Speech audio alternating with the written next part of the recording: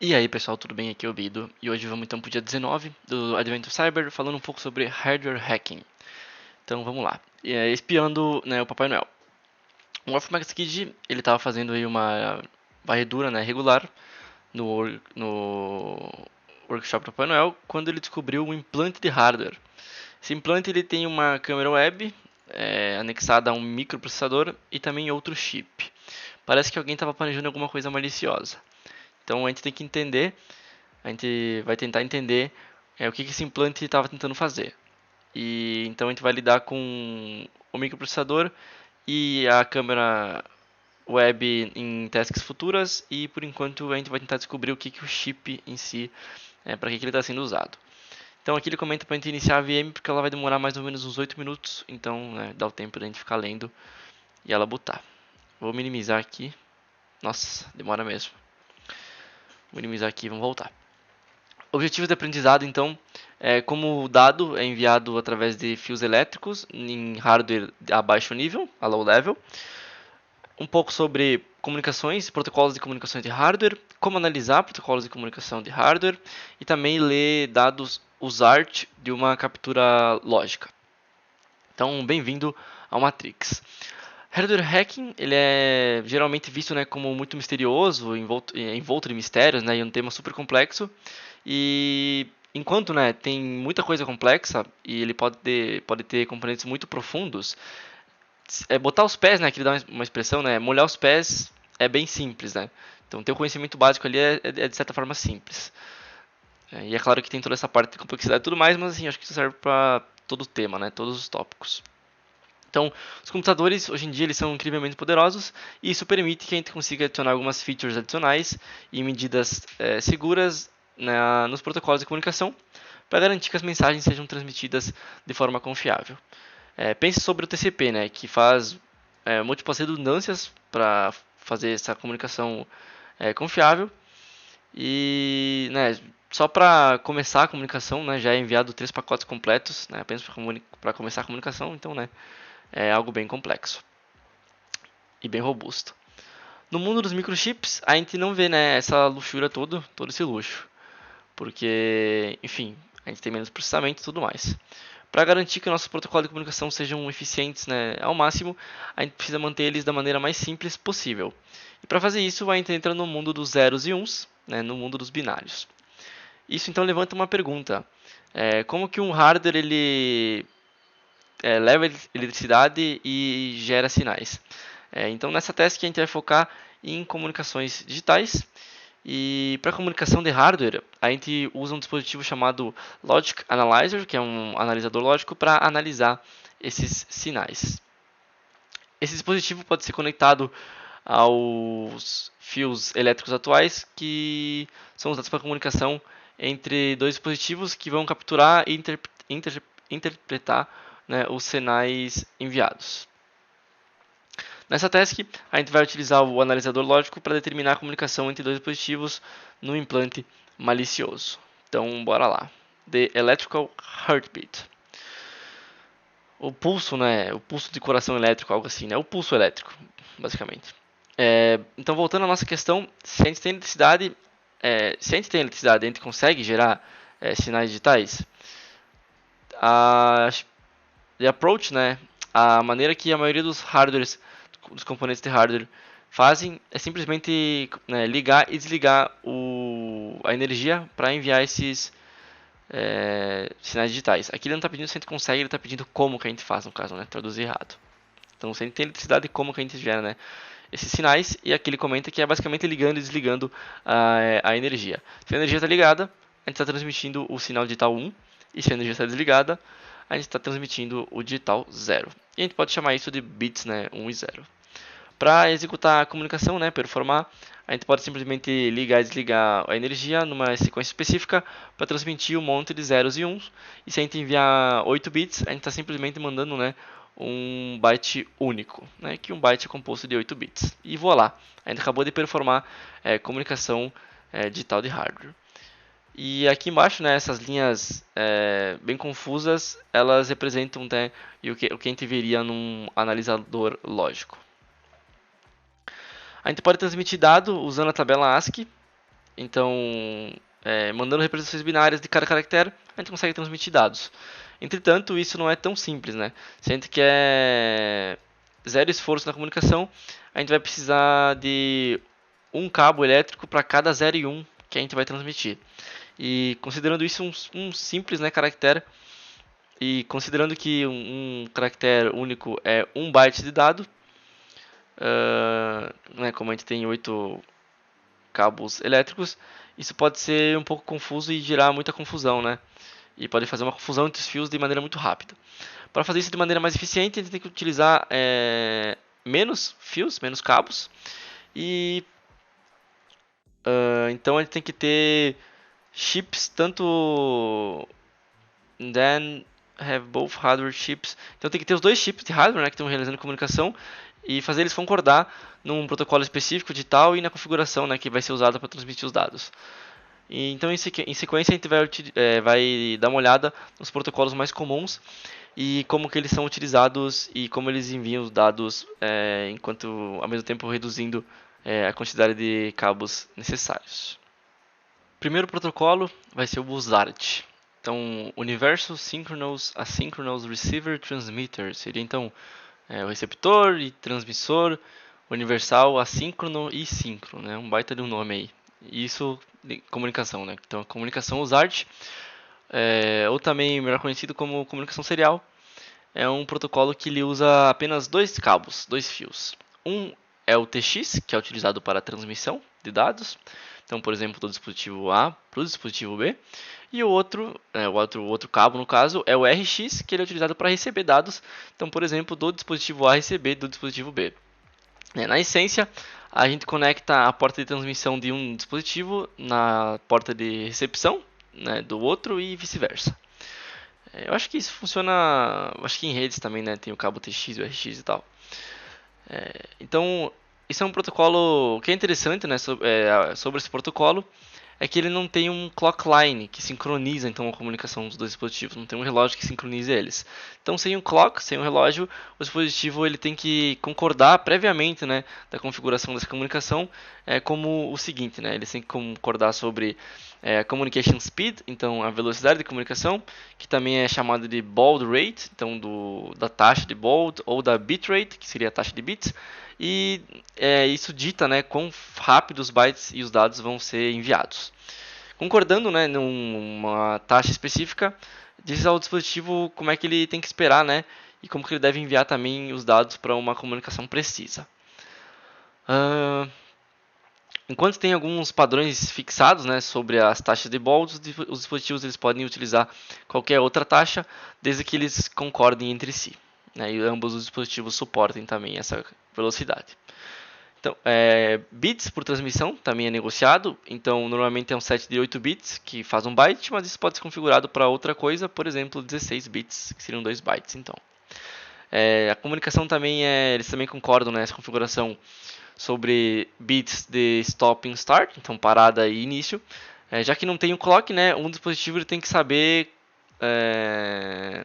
ele tem que enviar um sinal para o dispositivo antes que a transmissão seja finalizada ou começada, né? Então ele tem que ter um bit para avisar que a comunicação vai começar ou que a comunicação vai terminar. E enfim, né? É isso que essa configuração faz. E também os bits de paridade que, né, como podem ocorrer erros de comunicação, os bits de paridade eles podem ser utilizados para detectar e corrigir erros na transmissão. Uma vez que os dois dispositivos concordam, né, nessa configuração, né, das linhas seriais, eles podem comunicar cada um entre si. E uma transmissão simples está sendo mostrada no diagrama abaixo, que está transmitindo nesse caso aí, o caractere S. Então precisa de 8 bytes aí para 8 bits, né, 1 byte para passar um caractere. E aqui temos o TX e o RX, o TX transmitindo, né, dá para ver que a flecha vai para a direita e o RX recebendo. Tem alguns contrapontos, né, entretanto, nesse protocolo, nessa comunicação USART. Os dispositivos realmente não sabem como determinar se o outro dispositivo está preparado para a comunicação. E para resolver isso, as conexões USART, né, eles utilizam mais duas linhas adicionais chamadas Clear to Send, o CTS, e Request to Send, o RTS, para comunicar com o outro dispositivo para saber quando ele está pronto para transmitir ou para receber dados. E além disso, para concordar em qual voltagem, né, vai ser o binário 1 e o binário 0, tem que ter mais um fio, né, um fio terceiro chamado Ground, né, o famoso GND, que é requisitado justamente para fazer essa referência da voltagem. Entretanto, apesar de tudo isso, o USART é um protocolo incrivelmente popular, utilizado em microprocessadores devido à sua simplicidade. Temos outro protocolo aqui de comunicação, então, que é o SPI, Serial Peripheral Interface, que é a interface de periférico serial, e ela é principalmente utilizada na comunicação entre microprocessadores e periféricos pequenos como sensores ou também um SD card, né, um cartão SD. Enquanto a comunicação USART ela precisa, né, não tem o clock e precisa da linha aí do TX e do RX, o SPI ele tem um fio separado, né? Então um fio específico para o clock, que é o CSC, né? Separando o clock dos dados, então isso permite que a comunicação síncrona aconteça de uma maneira muito mais rápida e confiável. Então o trade-off, né, em compensação, por ter essa comunicação rápida, justamente tem um cabo adicional a mais. Mas com isso a gente ganha muita velocidade e confiança. Aqui está sendo um exemplo utilizado, então, tu tem os dados aqui e o clock separado, e para isso tem um fio para cada. A linha de clock, ela fala exatamente quando que o dispositivo tem que esperar para receber aquele dado, né, para receber a linha dos dados. E também uma comunicação two-way, né, dos dois lados é possível, mas é um pouco mais complexa do que uma comunicação serial.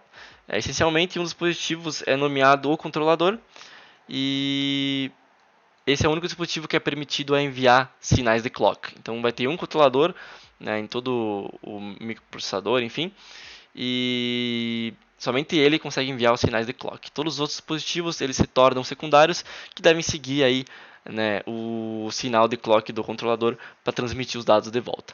Se uma comunicação two-way ela é realizada, em vez de ter apenas um dado de uma linha de dados, duas linhas são utilizadas, nomeadas Peripheral In Controls Out, que é o pico, que significa que a comunicação vai ser enviada do controlador, e também Peripheral Out Controller In, que seria no caso o POC aqui, então, e o pico que tem o POC, que seria então a comunicação enviada de um secundário para o controlador.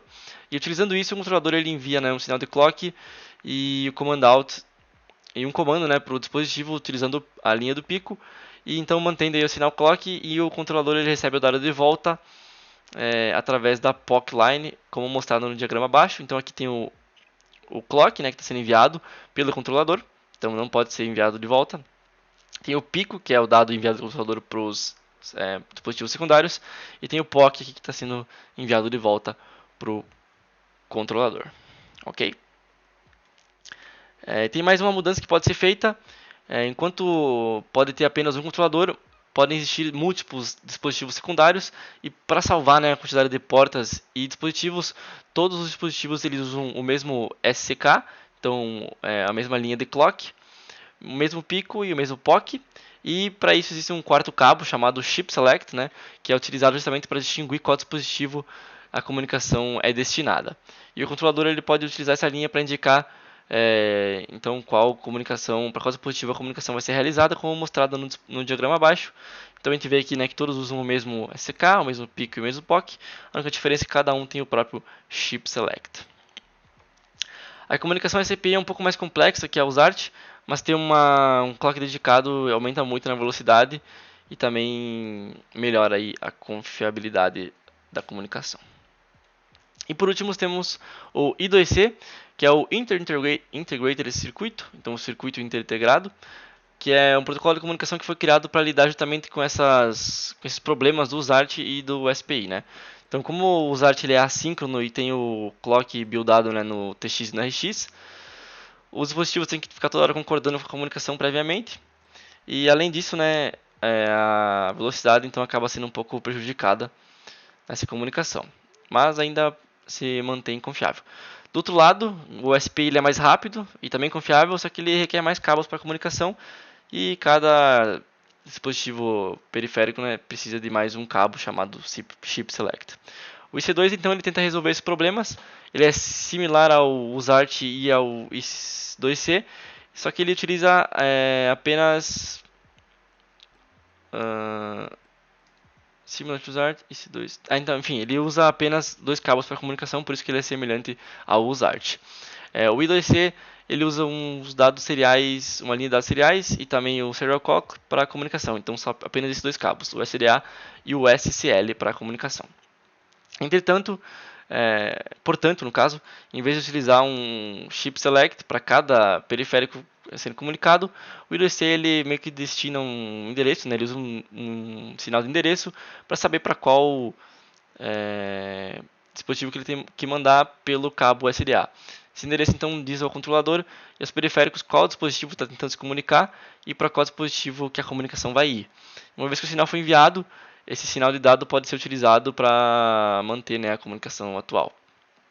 E para notificar, né, os outros controladores e periféricos que a comunicação está sendo realizada, e justamente isso é utilizado, né, essa comunicação no caso é feita, dizendo que os controladores e algum periférico específico está sendo utilizado, no caso o controlador, né, porque só existe um, é enviado um sinal de start e stop para evitar, né, que outros dispositivos tentem se conectar e tomem, enfim, misture o tráfego e tal e tomem controle da comunicação que já está acontecendo e, né, enfim, faz a perda de dados aí e tudo mais. Então aqui está um exemplo desse diagrama e já que um clock externo é utilizado, a comunicação é ainda mais rápida e mais confiável que o USART e ainda é um pouquinho mais devagar ainda que o SPI, mas o uso de endereços, né, faz que em cerca de 1008 dispositivos consigam ser conectados apenas com 2 cabos, né? Então, por exemplo, se fosse uma comunicação SPI, teria que usar 1008 cabos, Smart Chips, algo chips, esqueci o nome, mas enfim, Chip Select para fazer a comunicação entre eles. Então ele é muito mais poupa muitos cabos nesse caso, né? Agora que a gente entendeu o básico do hardware e dos protocolos de comunicação, a gente pode analisar a lógica do implante malicioso que a gente encontrou. Provando a lógica, indo para a parte prática agora, eu imagino. Depois de enviar esse implante malicioso para o laboratório de forense, o seguinte circuito, né, o seguinte diagrama de circuito foi descoberto. Então esse cara aqui, e baseado no diagrama, parece que tem um microprocessador conectado a um chip ESP32. Fazendo alguma busca, né, uma pesquisa, a gente descobre que o ESP32 ele é um chip que permite microprocessadores comunicar através de Wi-Fi e redes mobile. Então, entretanto, né, o implante que esse implante estava fazendo, independente do que ele estava fazendo, com certeza algum tipo de comunicação estava acontecendo, né, com alguém, provavelmente. Se a gente conseguir interceptar a comunicação entre o microprocessador então, e o chip ESP32, a gente conseguiria ver quais comandos e informações estão sendo enviadas. Parece então a oportunidade perfeita para o time o Blue Team, né, e o Red Team se juntarem. Então o elfo forense do Blue Team e o elfo recon do Red Team estão no trabalho. Os elfos realizaram, na real eles perceberam que esses chips provavelmente eles utilizam comunicação digital, que pode ser interceptada por um analisador lógico. Olhando os fios entre os chips, a gente consegue ver um fio preto conectado a um pin chamado GND e um cabo vermelho conectado a um pin chamado VIN. O elfo da forense ele sabe por experiência que isso seria, no caso, o ground, né, e o voltage, esses cabos de ground e voltage, respectivamente, né, que significam que esses fios eles são utilizados para prover energia ao chip. Então isso deixa, né, o fio verde e o purple e o roxo que devem ser utilizados para a transmissão de dados. Vendo que eles estão conectados no RX e no TX, né, o Elfo Recon ele consegue deduzir que isso se refere ao TX e ao RX utilizado na comunicação USART. Portanto, a gente tem certeza, né, que o protocolo utilizado para essa comunicação é justamente o USART. Armado com essa informação, o Elfo ele conecta os conectores do analisador lógico no cabo verde e roxo antes de iniciar o implante, né, antes da energia. Imediatamente, os digitais, os sinais super rápidos eles são vistos no analisador. O Elfo ele criou um dump de dados lógicos dos sinais, então o Maxit está pedindo para você investigar o que atualmente está sendo transmitido. Analisando a lógica. Em ordem para analisar então o dump, a gente vai utilizar um analisador lógico chamado Salea. Então inicia a máquina, se você já não iniciou, e vai ter lá a ferramenta. Você pode dar um double click na Logic to Application. Uma vez carregado, você deve ver essa tela. Então vamos abrir o split screen lá. Split view. Beleza. Vamos ver aqui.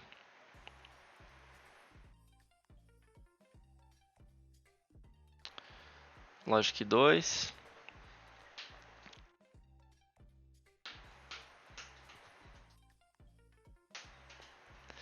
Vamos importar ali o dump dos dados lógicos para iniciar a nossa análise. Para isso, basta apertar Open a Capture Option e selecionar aí o arquivo do Santa no desktop. Beleza, vamos só esperar iniciar. Você pode ignorar o erro que vai dar de calibração, né, quando abrir o Santa. Uma vez carregado, você pode ver essas capturas. Se você selecionar o Ctrl esquerdo e a rodinha do mouse, vai dar para dar zoom. Ou também pode clicar em View X, em View e X Zoom Out. E assim você consegue ver os sinais digitais. Vamos lá, tá demorando um pouco. Iniciou, vamos dar o Open Capture. Desktop, Santa. Descomprimindo captura. Preparando sessão. Eu vou abrir dois aqui mesmo, né? Cliquei duas vezes.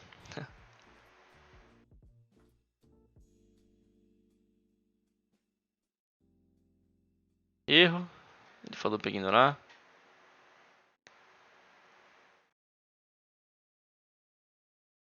Então aqui o D0 e o D1 eles vão se referir aos canais digitais das duas linhas dos conectores, enquanto o A0 e o A1 eles se referem aos dados analógicos dos conectores também. Se você passar seu mouse por cima da primeira linha, né, no caso no D1, no canal D1, e usar dar um zoom em cima, você vai conseguir ver o sinal de transferência inteiro. Então aqui temos o nosso dump para analisar. Vamos mudar em tela cheia aqui. E se a gente então dá um zoom aqui em cima, a gente deveria estar conseguindo ver. Só que eu não estou conseguindo não. Tem que dar bastante zoom, será?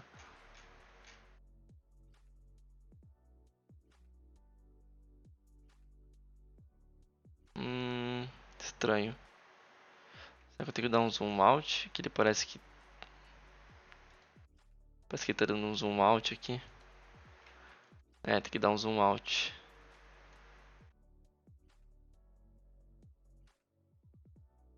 Bom, tô dando bastante zoom. Ah, agora começou a aparecer. Tá certo. Beleza, temos as comunicações aqui. Tem que dar um zoom no D1. No canal 1.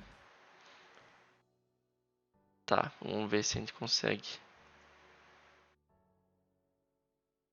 Tá um pouco diferente, né? Não sei se era pra estar igual. Tudo bem. O que é interessante de ver nessa tela é que você consegue ver qual dado, qual voltagem analógica os dados são correspondentes do sinal digital que está sendo visto. Olhando no A1, no canal A1 e no D1, você consegue ver que tem alguns breaks, né, algumas quebras que o dado analógico está corrigindo, né, that have been correct, que o canal analógico corrigiu no canal digital.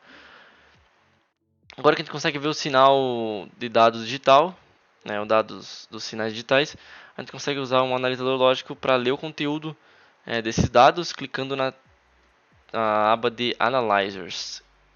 Então, daqui nós temos, essa é a aba de Analyzers. Ok? Já que a gente sabe que o protocolo é USART, a gente precisa só configurar o analisador de Serial Async para ambos os canais 1 e 0. Vamos configurar o canal 1 primeiro. Se a gente fosse realmente engenheiros de hardware, né, reverso, a gente teria que descobrir em qual taxa, né, que o dado está sendo transmitido, e também uma configuração específica, como algumas configurações específicas, como a taxa de paridade de bits, no caso os bits de paridade e os frames. Entretanto, o Elfo de Forense ele já ajudou a gente a descobrir isso para nós, e é para a gente configurar deste modo aqui. Então vamos lá. Aonde eu clico aqui, selecionar analisador, nenhuma opção.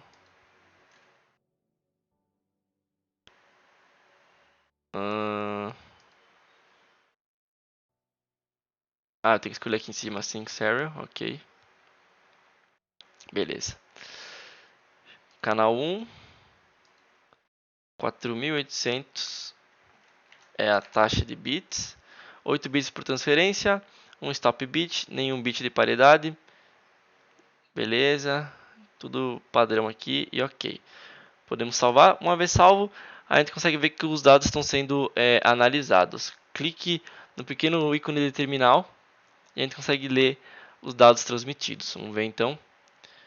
E sim, a gente consegue ler aqui, né, um MacBoot, um CMD, alguma escrita aqui, e um 9600. Isso não significa nada, já que a gente está vendo apenas um lado dos dados, né? Em ordem de ver as outras mensagens, a gente precisa adicionar o outro analisador no canal 0, porque a gente adiciona apenas no 1. Então vamos adicionar mais um, clicando no ícone de mais perto dos analisadores, aqui em cima.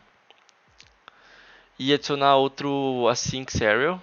Então, outro Async Serial com as mesmas configurações, só que para o canal 1, eu imagino. Enlarge with the same configuration, nesse caso, agora para o canal 1. Beleza.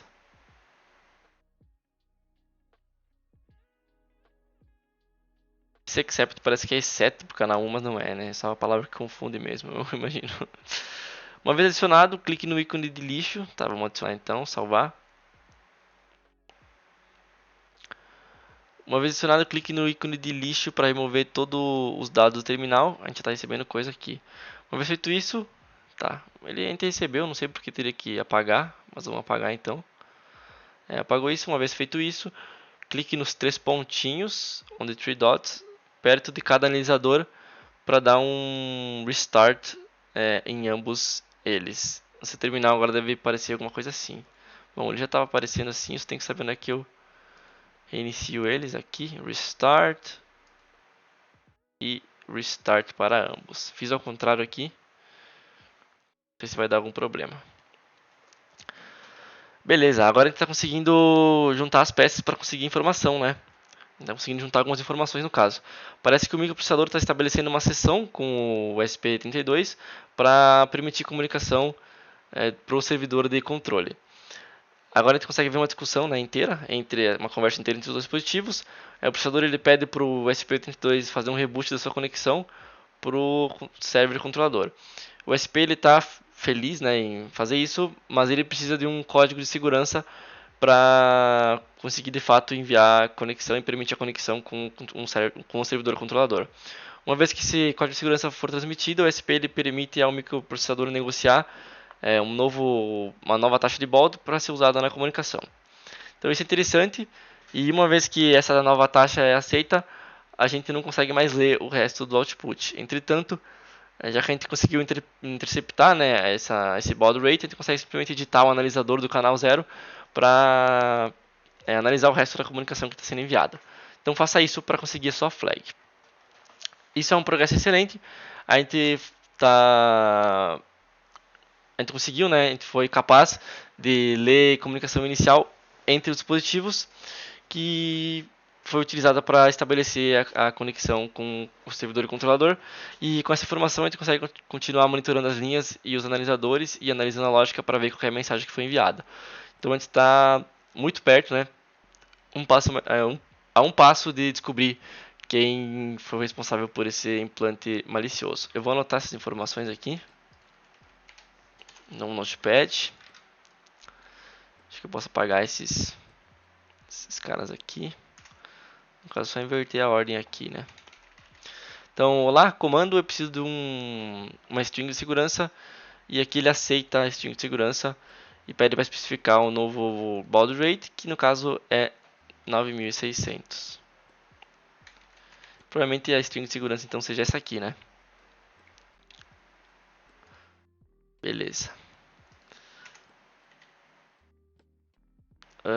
Vamos ir fazendo as perguntas, depois a gente vai continuando. Qual dispositivo pode ser utilizado para analisar a comunicação entre dois cabos elétricos entre dois dispositivos? No caso, consegue prover os sinais sendo enviados de um dispositivo para o outro. Logic Analyzer, talvez. Eu acho que é. Não. Não entendi bem essa pergunta e qual que é esse dispositivo.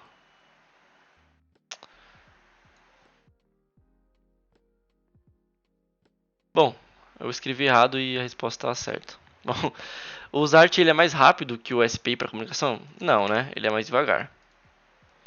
O Zart ele usa menos cabos que um SPI? Sim, ele utiliza apenas dois, enquanto o SPI a bateria do fone desligou. Então ele utiliza. O Zart utiliza 2 e o IC2 utiliza 3. Então a resposta é aqui para cima. O Zart ele é mais rápido que o I2C? Não, não é. O I2C ele usa mais cabos que o SPI? Não. Depende na real, porque o I2C ele utiliza 4, não utiliza? E o SPI utiliza no mínimo 3, mas ele vai de 3 para o infinito, não é uma coisa assim? Ah não, o I2C utiliza apenas 2, perdão, errei. Ele só é um pouquinho mais devagar. O SPI ele é mais rápido que o I2C? Sim. Essa é a questão que eu estava confundindo. Qual é o número máximo de dispositivos que podem ser conectados num par simples de I2C? Se eu não me engano era 1008. E qual que é o novo baud rate negociado, né, no nosso teste aqui? É 9600. E qual que é a flag, uma vez que você conseguiu que o novo baud rate foi aceito? Então eu acho que basta a gente trocar aqui então o async serial para 9600. Ele falou que é para trocar só um. A gente pode simplesmente editar apenas o channel 0 pro novo. Não teria que trocar os dois? Não entendo porque seria apenas o channel 0. Ah, porque eu acho que é do channel 0 junto direto com a outro lado, que seria o servidor de controle. Bom, vamos trocar aqui e ver se funciona. Vamos dar um save. E recebemos aqui dado. Novo baud rate descoberto, enviando o código de administrador. Então vamos enviar aqui. E beleza. No caso a gente não precisa configurar o outro porque ele só enviou. Se a gente quisesse ver a resposta do ISP, por exemplo, aí teria que trocar o channel 0, tá certo? O channel 1. Então essa é a flag. E... Opa, não copiou. E é isso, procurando por um desafio, tente o módulo de Recent Threats. Legal, deve ter algum threat que dê mais a ver com hardware. Mas, ok pessoal, desculpa pela enrolação em algumas partes, mas é que pra mim também é um tema novo, eu tô aprendendo junto com vocês. E é isso. Muito obrigado por assistir até aqui. Qualquer coisa pode comentar no YouTube ou me chamar no LinkedIn, que eu estou disposto a responder. Beleza? Valeu e até o dia 20. Falou!